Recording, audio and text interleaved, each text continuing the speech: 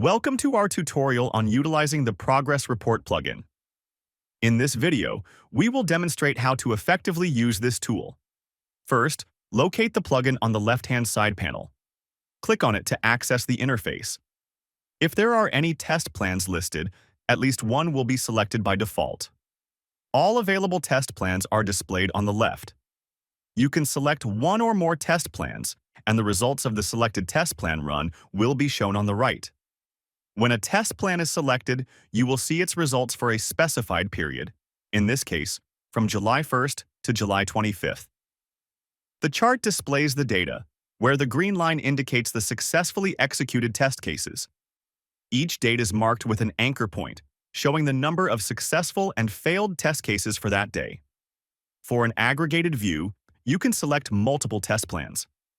This will display the combined results for the chosen period, from July 1st to July 25th, encompassing various test plans such as the Scheduler, Auto Trials, Scrum Test Plan, and Login Test Plan. This feature allows you to see the results of combined test runs, providing a comprehensive overview. Thank you for watching this tutorial on the Progress Report plugin.